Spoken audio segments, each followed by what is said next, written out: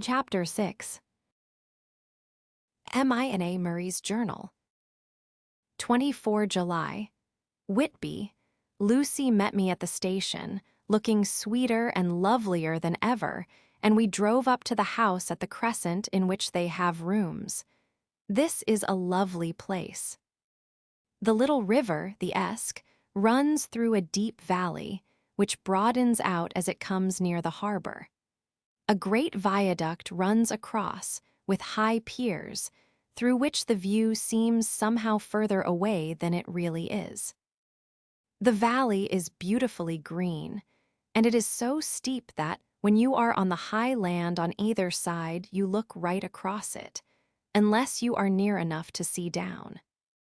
The houses of the old town the side away from us are all red-roofed, and seem piled up one over the other anyhow, like the pictures we see of Nuremberg.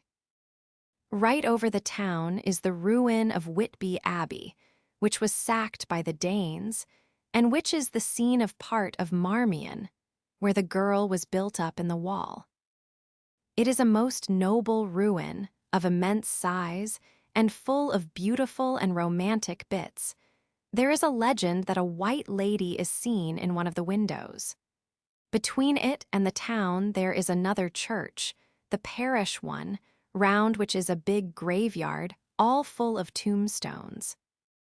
This is to my mind the nicest spot in Whitby, for it lies right over the town, and has a full view of the harbor and all up the bay to where the headland called Kettleness stretches out into the sea. It descends so steeply over the harbor that part of the bank has fallen away, and some of the graves have been destroyed. In one place, part of the stonework of the graves stretches out over the sandy pathway far below. There are walks, with seats beside them, through the churchyard, and people go and sit there all day long looking at the beautiful view and enjoying the breeze. I shall come and sit here very often myself and work. Indeed, I am writing now, with my book on my knee, and listening to the talk of 3 old men who are sitting beside me. They seem to do nothing all day but sit up here and talk. The harbor lies below me, with, on the far side, one long granite wall stretching out into the sea, with a curve outwards at the end of it, in the middle of which is a lighthouse. A heavy seawall runs along outside of it. On the near side, the seawall makes an elbow crooked inversely, and its end, too, has a lighthouse. Between the 2 piers there is a narrow opening into the harbor, which then suddenly widens.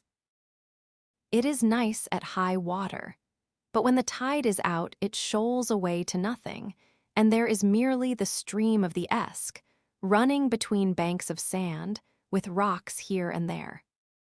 Outside the harbor on this side, there rises for about half a mile a great reef, the sharp edge of which runs straight out from behind the south lighthouse. At the end of it is a buoy with a bell, which swings in bad weather and sends in a mournful sound on the wind. They have a legend here that when a ship is lost, bells are heard out at sea.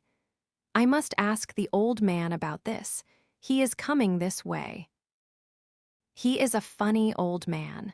He must be awfully old, for his face is all gnarled and twisted like the bark of a tree. He tells me that he is nearly 100, and that he was a sailor in the Greenland fishing fleet when Waterloo was fought. He is, I am afraid, a very skeptical person, for when I asked him about the bells at sea and the white lady at the Abbey, he said very brusquely, "I wouldn't fash maisel about them, miss. Them things be all wore out. Mind, I don't say that they never was, but I do say that they wasn't in my time. They be all very well for cummers and trippers, and the like, but not for a nice young lady like you. Them feet folks from York and Leeds that be always eatin', cured herrins and drinkin' tea, and lookin' out to buy cheap jet would creed aught. I wonder Maisel, who'd be bothered tellin', lies to them even the newspapers, which is full of fool talk. I thought he would be a good person to learn interesting things from, so I asked him if he would mind telling me something about the whale fishing in the old days. He was just settling himself to begin when the clock struck 6, whereupon he labored to get up and said, "I must gang Agianwards home now, miss. My granddaughter doesn't like to be kept waitin' when the tea is ready, for it takes me time to crammel aboon the grees, for there be a many of 'em. And, miss, I lack belly timber sairly by the clock." He hobbled away, and I could see him hurrying, as well as he could, down the steps. The steps are a great feature on the place. They lead from the town up to the church. There are hundreds of them. I do not know how many, and they wind up in a delicate curve. The slope is so gentle that a horse could easily walk up and down them. I think they must originally have had something to do with the abbey.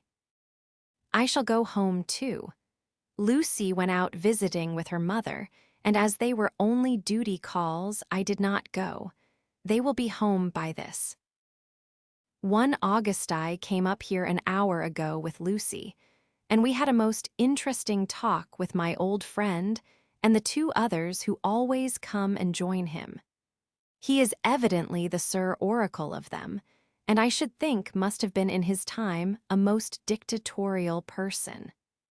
He will not admit anything and downfaces everybody. If he can't out-argue them, he bullies them and then takes their silence for agreement with his views. Lucy was looking sweetly pretty in her white lawn frock. She has got a beautiful color since she has been here. I noticed that the old men did not lose any time in coming up and sitting near her when we sat down. She is so sweet with old people. I think they all fell in love with her on the spot. Even my old man succumbed and did not contradict her, but gave me double share instead. I got him on the subject of the legends, and he went off at once into a sort of sermon. I must try to remember it and put it down. It be all fool talk, lock, stock, and barrel. That's what it be, and nowt else. These bands and wafts and bow ghosts and bar guests and bogles and all anent them is only fit to set bairns and dizzy women a belderin. They be nowt but air blebs. They and all grims and signs and warnin be all invented by parsons and ilsome buke bodies and railway touters to skeer and scunner halflins, and to get folks to do somethin' that they don't other incline to. It makes me ireful to think o' them.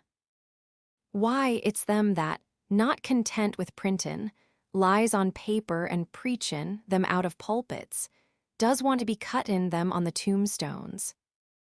Look here all around you in whate'er ye will. All them steens, holdin' up their heads as well as they can out of their pride, is a can't simply tumblin' down with the weight o' the lies wrote on them. Here lies the body, or, sacred to the memory, wrote on all of them, and yet in nigh half of them there bean't no bodies at all. And the memories of them bean't cared a pinch of snuff about, much less sacred. Lies all of them, nothin' but lies of one kind or another. My gog, but it'll be a quare scouterment at the day of judgment when they come tumblin' up in their death sarks, all juped together and tryin' to drag their tombsteans with them to prove how good they was. Some of them trimlin' and ditherin', with their hands that dozened and slippy from lyin', in the sea that they can't even keep their grup o' them. I could see from the old fellow's self-satisfied air and the way in which he looked round for the approval of his cronies that he was showing off. So I put in a word to keep him going. "Oh, Mr. Swales, you can't be serious. Surely these tombstones are not all wrong." "Yablins, there may be a poorish few not wrong, Savin, where they make out the people too good. For there be folk that do think a balm bowl be like the sea, if only it be their own. the whole thing be only lies. Now look you here, you come here a stranger, and you see this Kirk Garth. I nodded, for I thought it better to assent, though I did not quite understand his dialect. I knew it had something to do with the church. He went on, and you consate that all these steens be a boon folk that be happed here.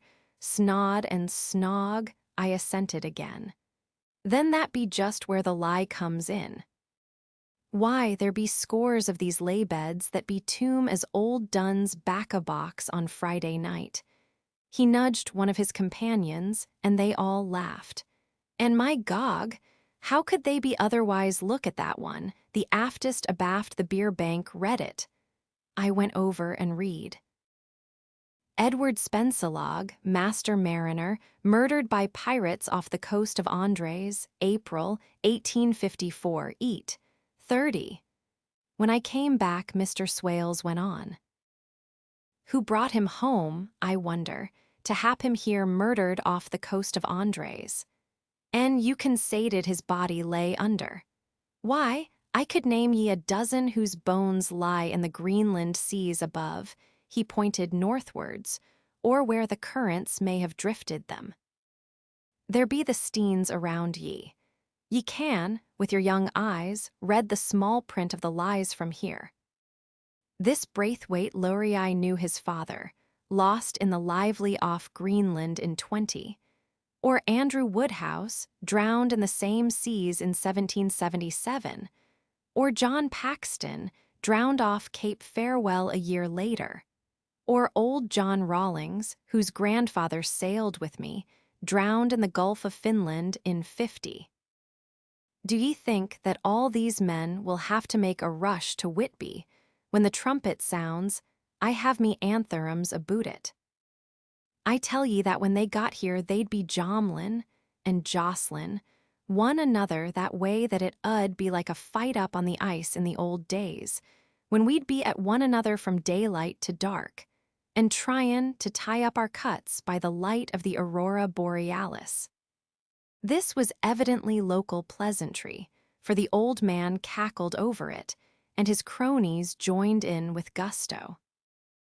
But, I said, surely you are not quite correct, for you start on the assumption that all the poor people, or their spirits, will have to take their tombstones with them on the day of judgment. Do you think that will be really necessary? Well, what else be they tombstones for, answer me that, miss? To please their relatives, I suppose. To please their relatives, you suppose? This he said with intense scorn. How will it pleasure their relatives to know that lies is wrote over them, and that everybody in the place knows that they be lies? He pointed to a stone at our feet which had been laid down as a slab, on which the seat was rested, close to the edge of the cliff. Read the lies on that thruffstein, he said. The letters were upside down to me from where I sat, but Lucy was more opposite to them, so she leant over and read. Sacred to the memory of George Cannon, who died in the hope of a glorious resurrection on July 29, 1873, falling from the rocks at Kettleness. This tomb was erected by his sorrowing mother to her dearly beloved son. He was the only son of his mother, and she was a widow. Really, Mr. Swales, I don't see anything very funny in that. She spoke her comment very gravely and somewhat severely. Ye don't see aught funny? Ha, ha! But that's because ye don't gom the sorrowin'. Mother was a hell-cat that hated him because he was acrooked regular lamiter he was an. He hated her so that he committed suicide in order that she mightn't get an insurance she put on his life. He blew nigh the top of his head off with an old musket that they had for scarin' the crows with. 'Twarn't for crows then, for it brought the clegs and the doups to him. That's the way he fell off the rocks. And as to hopes of a glorious resurrection, I've often heard him say maisel that he hoped he'd go to hell, for his mother was so pious that she'd be sure to go to heaven, and he didn't want to addle where she was. Now isn't that Steen at any rate? He hammered it with his stick as he spoke. A pack of lies, and won't it make Gabriel keckle when Geordie comes pantin' up the grease with the tombstone balanced on his hump, and asks it to be took as evidence? I did not know what to say, but Lucy turned the conversation as she said, rising up. "Oh, why did you tell us of this? It is my favorite seat, and I cannot leave it. And now I find I must go on sitting over the grave of a suicide." "That won't harm ye, my pretty, and it may make poor Geordie gladsome to have so trim a lass sittin' on his lap. That won't hurt ye. Why, I've sat here off and on for nigh 20 years past, and it hasn't done me no harm. Don't ye fash about them as lies under ye, or that docin lie there either. It'll be time for ye to be getting scart when ye see the tombstones all run away with, and the place as bare as a stubble field. There's the clock, and I must gang. My service to ye, ladies," and off he hobbled. Lucy and I sat a while, and it was all so beautiful before us that we took hands as we sat, and she told me all over again about Arthur and their coming marriage. That made me just a little heartsick, for I haven't heard from Jonathan for a whole month. The same day, I came up here alone, for I am very sad. There was no letter for me. I hope there cannot be anything the matter with Jonathan. The clock has just struck 9. I see the lights scattered all over the town, sometimes in rows where the streets are, and sometimes singly. They run right up the Esk and die away in the curve of the valley. To my left, the view is cut off by a black line of roof of the old house next the abbey. The sheep and lambs are bleating in the fields away behind me, and there is a clatter of a donkey's hoofs up the paved road below. The band on the pier is playing a harsh waltz in good time, and further along the quay there is a Salvation Army meeting in a back street. Neither of the bands hears the other, but up here I hear and see them both. I wonder where Jonathan is and if he is thinking of me. I wished he were here. Dr. Seward's diary. 5 June. The case of Renfield grows more interesting the more I get to understand the man. He has certain qualities very largely developed: selfishness, secrecy, and purpose. I wish I could get at what is the object of the latter. He seems to have some settled scheme of his own, but what it is I do not yet know. His redeeming quality is a love of animals, though, indeed, he has such curious turns in it that I sometimes imagine he is only abnormally cruel. His pets are of odd sorts. Just now his hobby is catching flies. He has at present such a quantity that I have had myself to expostulate. To my astonishment, he did not break out into a fury, as I expected, but took the matter in simple seriousness. He thought for a moment, and then said, "May I have 3 days, I shall clear them away." Of course, I said that would do. I must watch him. 18 June. He has turned his mind now to spiders, and has got several very big fellows in a box. He keeps feeding them with his flies, and the number of the latter is becoming sensibly diminished, although he has used half his food in attracting more flies from outside to his room. 1 July. His spiders are now becoming as great a nuisance as his flies, and today I told him that he must get rid of them. He looked very sad at this, so I said that he must clear out some of them, at all events. He cheerfully acquiesced in this, and I gave him the same time as before for reduction. He disgusted me much while with him, for when a horrid blowfly, bloated with some carrion food, buzzed into the room, he caught it, held it exultantly for a few moments between his finger and thumb, and before I knew what he was going to do, put it in his mouth and ate it. I scolded him for it, but he argued quietly that it was very good and very wholesome, that it was life, strong life, and gave life to him. This gave me an idea, or the rudiment of one. I must watch how he gets rid of his spiders. He has evidently some deep problem in his mind, for he keeps a little notebook in which he is always jotting down something. Whole pages of it are filled with masses of figures, generally single numbers added up in batches, and then the totals added in batches again, as though he were focusing some account, as the auditors put it. 8 July there is a method in his madness, and the rudimentary idea in my mind is growing. It will be a whole idea soon, and then, oh, unconscious cerebration. You will have to give the wall to your conscious brother. I kept away from my friend for a few days, so that I might notice if there were any change. Things remain as they were except that he has parted with some of his pets and got a new one. He has managed to get a sparrow, and has already partially tamed it. His means of taming is simple, for already the spiders have diminished. Those that do remain, however, are well fed, for he still brings in the flies by tempting them with his food. 19 July we are progressing. My friend has now a whole colony of sparrows, and his flies and spiders are almost obliterated. When I came in, he ran to me and said he wanted to ask me a great favor, a very, very great favor. And as he spoke, he fawned on me like a dog.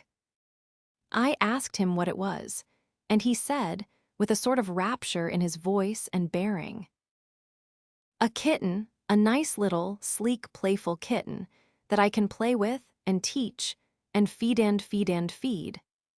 I was not unprepared for this request, for I had noticed how his pets went on increasing in size and vivacity, but I did not care that his pretty family of tame sparrows should be wiped out in the same manner as the flies and the spiders. So I said I would see about it, and asked him if he would not rather have a cat than a kitten. His eagerness betrayed him as he answered, "Oh, yes, I would like a cat. I only asked for a kitten lest you should refuse me a cat." "No one would refuse me a kitten, would they?" I shook my head, and said that at present I feared it would not be possible, but that I would see about it. His face fell, and I could see a warning of danger in it, for there was a sudden, fierce, sidelong look which meant killing. The man is an undeveloped, homicidal maniac. I shall test him with his present craving and see how it will work out. Then I shall know more. 10 p.m. I have visited him again and found him sitting in a corner brooding. When I came in, he threw himself on his knees before me and implored me to let him have a cat, that his salvation depended upon it. I was firm, however, and told him that he could not have it, whereupon he went without a word and sat down, gnawing his fingers in the corner where I had found him. I shall see him in the morning early. 20 July visited Renfield very early, before the attendant went his rounds. Found him up and humming a tune. He was spreading out his sugar, which he had saved, in the window, and was manifestly beginning his fly-catching again, and beginning it cheerfully and with a good grace. I looked around for his birds, and not seeing them, asked him where they were. He replied, without turning round, that they had all flown away. There were a few feathers about the room, and on his pillow a drop of blood. I said nothing, but went and told the keeper to report to me if there were anything odd about him during the day. 11 a.m. The attendant has just been to me to say that Renfield has been very sick and has disgorged a whole lot of feathers. "My belief is, doctor," he said, that he has eaten his birds, and that he just took and ate them raw.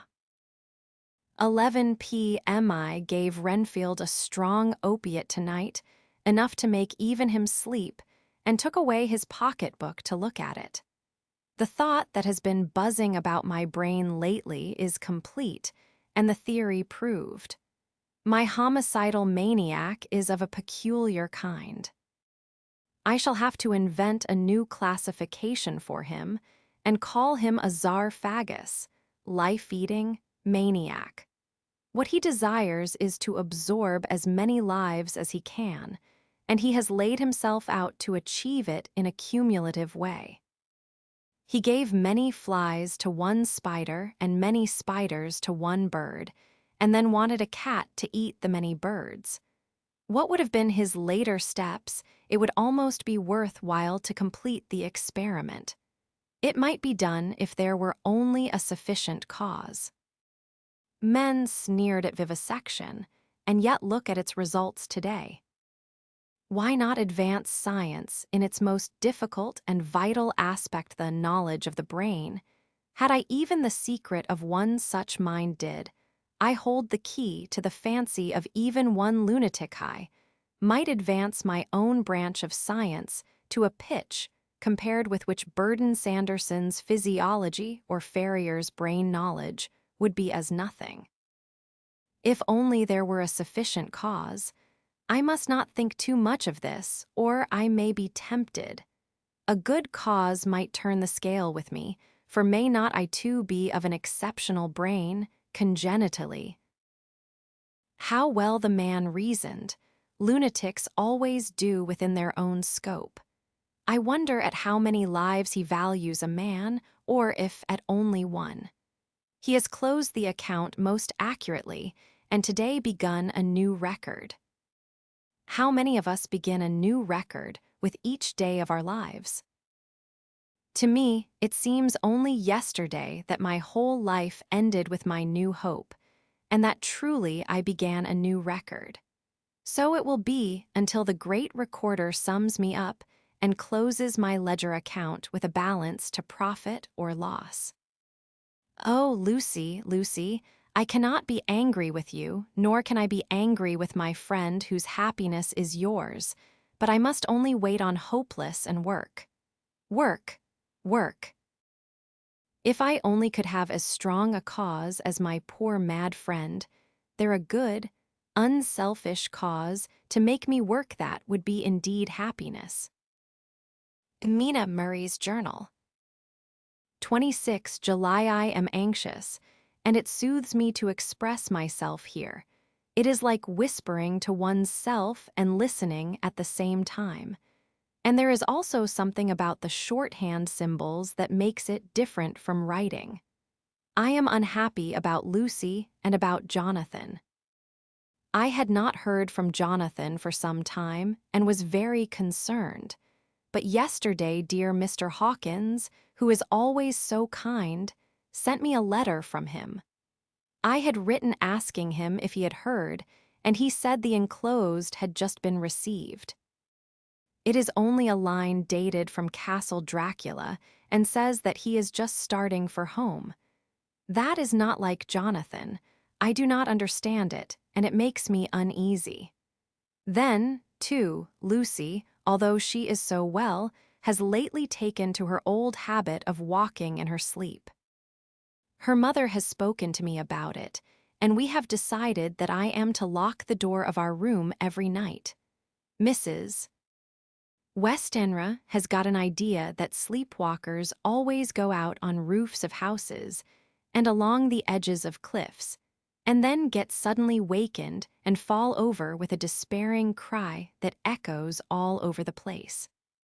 Poor dear, she is naturally anxious about Lucy, and she tells me that her husband, Lucy's father, had the same habit, that he would get up in the night and dress himself and go out if he were not stopped.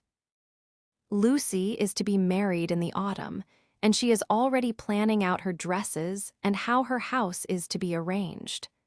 I sympathize with her, for I do the same, only Jonathan and I will start in life in a very simple way, and shall have to try to make both ends meet. Mr. Homewood he is the Hun. Arthur Homewood, only son of Lord Godalming, is coming up here very shortly as soon as he can leave town, for his father is not very well, and I think dear Lucy is counting the moments till he comes. She wants to take him up to the seat on the churchyard cliff and show him the beauty of Whitby. I dare say it is the waiting which disturbs her. She will be all right when he arrives.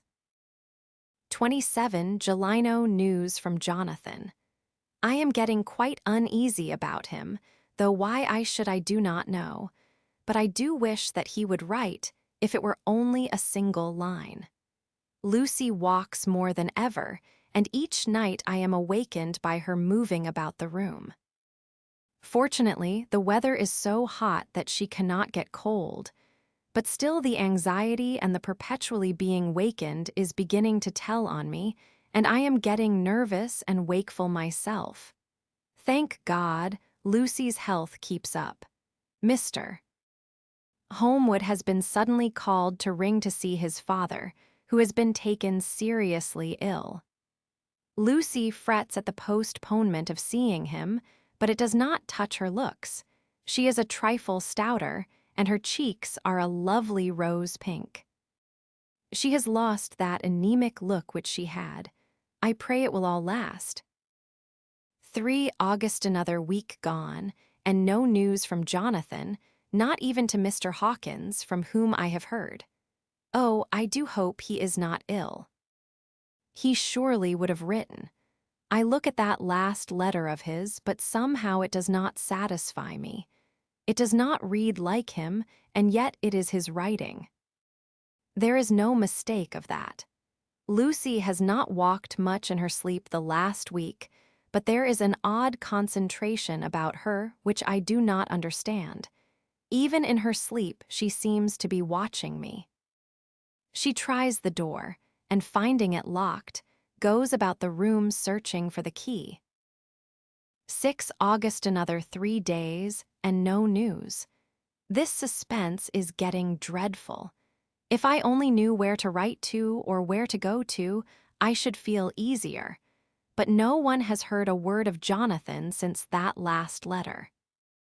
I must only pray to God for patience.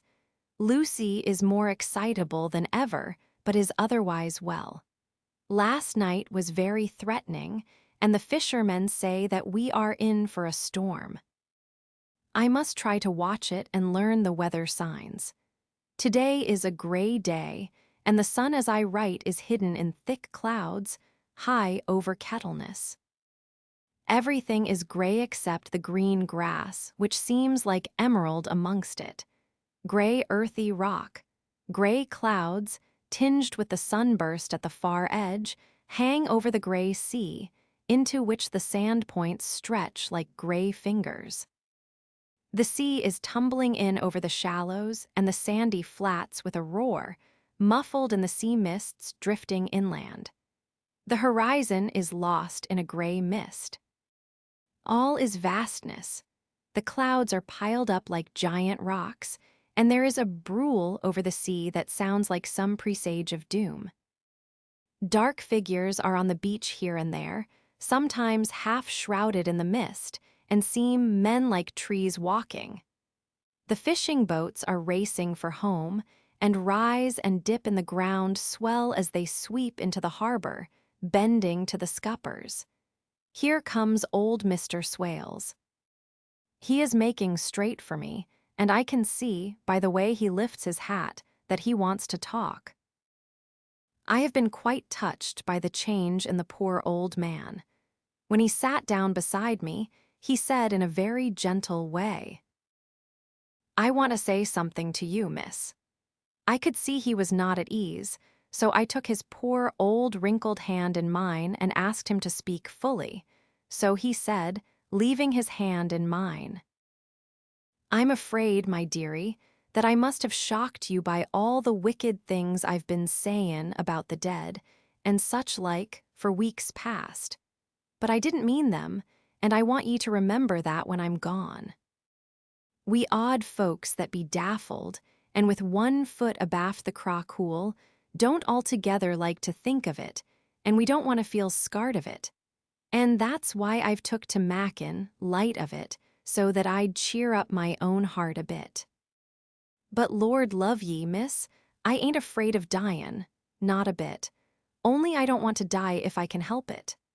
My time must be nigh at hand now, for I be odd, and 100 years is too much for any man to expect, and I'm so nigh it that the odd man is already wet his scythe. Ye see, I can't get out the habit of caffin about it all at once. The chaffs will wag as they be used to. Some day soon the angel of death will sound his trumpet for me. But don't ye duel and greet, my dearie, for he saw that I was crying.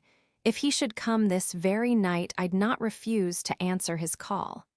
For life be, after all, only a waitin' for somethin' else than what we're doin', and death be all that we can rightly depend on. But I'm content, for it's common to me, my dearie, and common quick. It may be common while we be lookin' and wonderin'. Maybe it's in that wind out over the sea that's bringin' with it loss and wreck, and sore distress and sad hearts. Look, look, he cried suddenly.